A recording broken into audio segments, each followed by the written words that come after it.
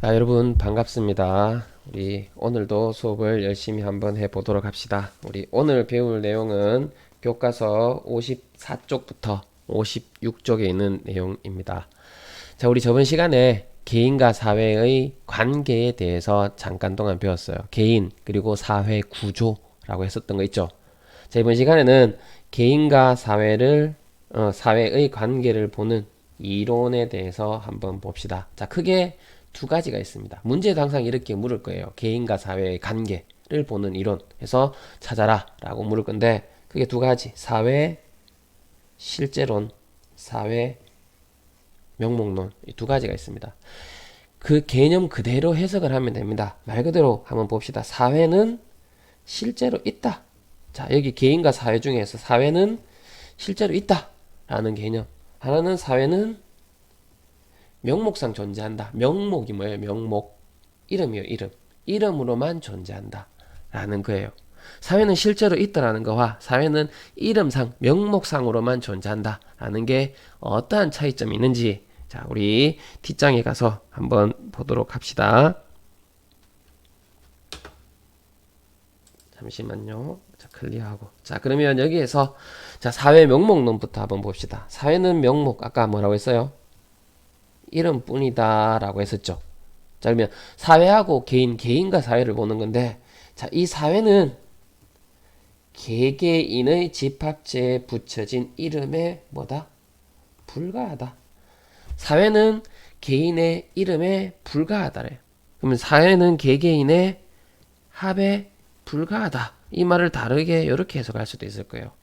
자, 다시 한번 해석한다면 사회하고 개인 중에서 뭐가 더 중요하다? 사회는 개개인의 이름에 불과하다는 얘기는 개인들이 다 모여있는 그 일뿐이다라는 얘기가 되겠죠. 그러면 사회하고 개인 중에서 뭐가 중요하다? 그렇죠? 개인이 더 중요하다. 그럼 우리 앞부분에서 거시적 관점, 미시적 관점 배웠었는데 얘는 뭐하고 관계가 있을까요? 그렇죠? 미시적 관점과 관계가 있다 라고 해석하면 될 겁니다. 자, 사회보다는 개인이 더 중요하다. 특징으로 간다면 개개인의 의식, 즉 자율성, 능동성을 중요시한다 라고 보면 되겠죠. 개인의 자율성, 능동성을 중요시한다. 그렇다면 이걸 우리 사상과 연관시킨다면 개인주의와 연관시킬 수도 있을 것이고, 자유주의와 연관시킬 수도 있겠죠. 개인이 자유롭게 하는 거니까. 맞죠? 사회명목론은 다 한 것 같다.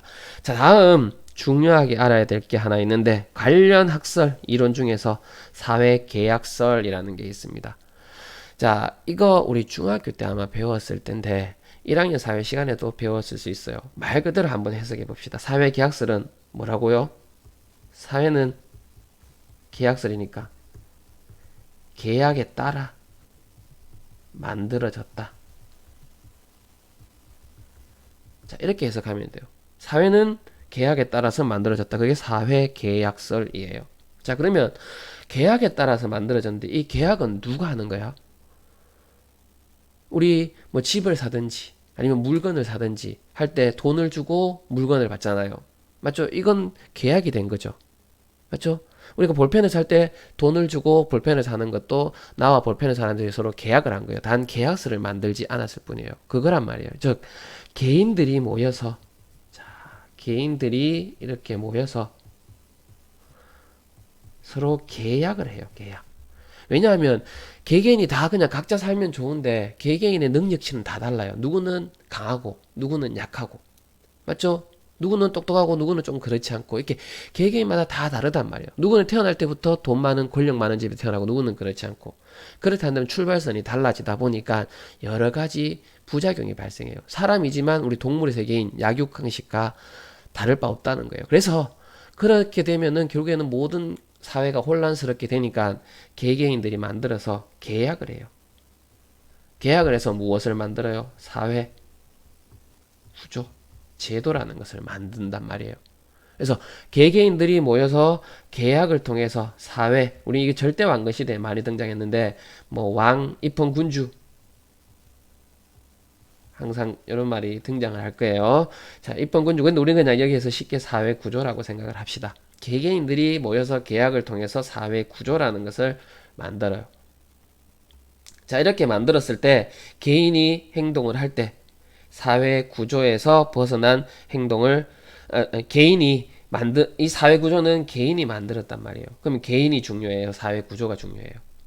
개인이 중요하죠. 개인이 모여서 계약을 하지 않으면 사회 구조라는 게 존재할 수 있나요? 없나요? 없죠. 맞죠? 그래서 구조보다는 개인이 더 중요하다. 사회보다는 개인이 더 중요하다라는 이론이 되는 겁니다. 우리 절대왕정 시대에 돌아간다면 왕이 자기 마음대로 못하고 저항권을 행사할 수 있는 그게 사상적 기반이 된 게 사회계약설이에요. 그래서 사회계약설은 사회명목론과 연관관계가 있다. 꼭 기억을 해야 됩니다. 자, 그러면 한계점은 뭐냐? 우리 앞부분에서 이미 언급은 한번 했는데 구조의 영향력을 간과한다. 자, 여기서는 개인의 능동성, 자율성을 중요시한다고 했었어요. 맞죠? 그런데 그 자율성, 능동성이 진짜 오롯이 100%다 자율적일 수 있을까요? 사회 구조의 힘은 영향력을 받나요? 안 받나요? 받죠? 자, 여러분들이 아침에 일어나서 눈 비비고 세수하고 밥 먹고 학교 온 거예요. 여러분들의 자율적인 의지에 따라서 온 건 맞아요. 근데 그게 공식적인 자율적인 의지인가요? 아니죠. 학교에 가지 않으면 엄마 아빠가 혼나니까, 또는 학교에서 가지 않으면 우리 사회에서 안 좋은 시선으로 보고 좋은 직업을 얻지 못하니까. 맞죠? 결국에는 사회 구조의 영향력도 있단 말이에요. 근데 여기에서는 그 영향력을 간과했다. 자율성을 너무 중요시했다라는 그러한 한계점이 있다라고 보면 되겠죠. 이해됐나요? 자, 사회 명목론은 다음과 같은 특징을 가지고 있습니다. 자, 다음 실제론을 한번 볼까요? 자, 실제론. 자, 아까 사회 실제론이 뭐라고 했어요? 사회는 실제로 있다. 자, 그러면 사회하고 개인 중에서 사회는 개개인의 집합체 이상, 아까는 불가하다고 했는데 이상의 독립된 실체다라고 나와 있어요. 그래서 사회는 개개인을 다 더한 것보다 더 크다. 그래서 1 더하기 1은 2가 아니고 1 더하기 1을 하게 되면 더 큰 시너지 효과를 발휘한다라는 거예요. 그렇다면 사회하고 개인 중에서 뭐가 더 중요하다는 얘기예요? 그렇죠? 사회가 더 중요하다. 즉 사회는 실제로 존재한다 라고 보면 되겠죠. 그럼 개인하고 사회 구조 중에서 무엇을 중요시한다? 그렇죠? 사회 구조를 중요시한다. 그러면 얘는 전체주의라고 보면 되겠죠. 자, 그러면 우리 앞부분에서 배웠던 미시, 거시 중에서 뭐하고 연관이 있을까요? 그렇죠? 사회 실제론은 거시적 관점과 연관이 있다 라고 볼 수 있겠죠. 자, 마찬가지 사회 실제론은 관련 이론이 있는데, 자, 그 이론이 사회 유기체설이다 라고 보면 될 거예요. 자, 우리 앞에서 사회 유기체설 어떤 이론 하면서 배웠나요? 기능론 하면서 배웠는데 기억나나요? 기능론은 어떤 관점하고 연관이 있었죠? 그렇죠. 구조나 제도를 통해서 보는 거시적 관점과 연관이 있었죠. 맞죠? 아까 실제로는 거시적 관점과 연관도 있다 했었죠. 자, 그래서 사회 유기체설은 실제론과 연관이 있다라고 보면 돼요. 사회 유기체설은 사회는 유기체와 같다. 생명 유기체와 같다. 그래서 모두가 제 기능을 잘 해야지만 안정적으로 존재할 수 있다. 라고 한 그 생명 유기체설, 사회 유기체설 기억을 꼭 해둬야 됩니다. 자, 다음. 그러면 사회 실제로는 한계점은 뭐냐? 우리 크게 보는 거의 한계점은 뭐였어요? 그렇죠? 작게 못 보고 또는 개인을 너무 희생시킨다 라는 한계점이 있어요. 즉 여기에서 전체를 위한 계속 넘어가네. 자, 전체를 위한 개인의 희생을 정당화시킨다 라고 나와 있네요. 자, 전체주의라고 했잖아요.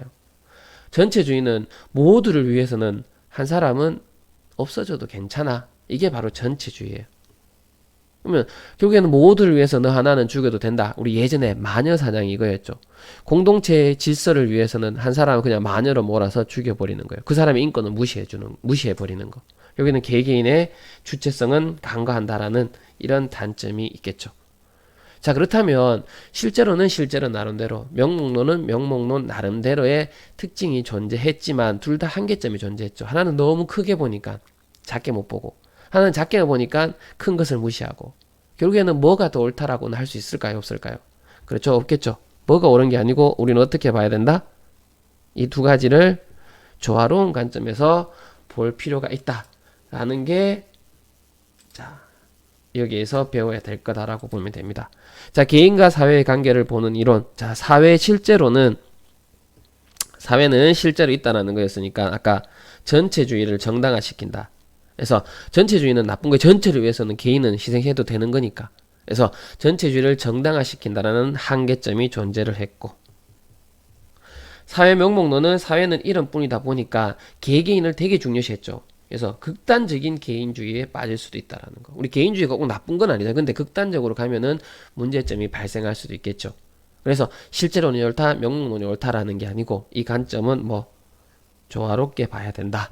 그래서 상황에 따라서 실제론을 볼 수도 있고 명목론을 볼 수도 있고 두 가지 관점을 조화롭게 활용해서 볼 필요도 있다라는 게 여기에서 이 교과서에서 지금 다루고 있는 내용이다라고 보면 됩니다. 자, 여러분 개인과 사회의 관계를 보는 이론 하면은 실제론, 사회 실제론, 사회 명목론을 꼭 떠올리기 바랍니다.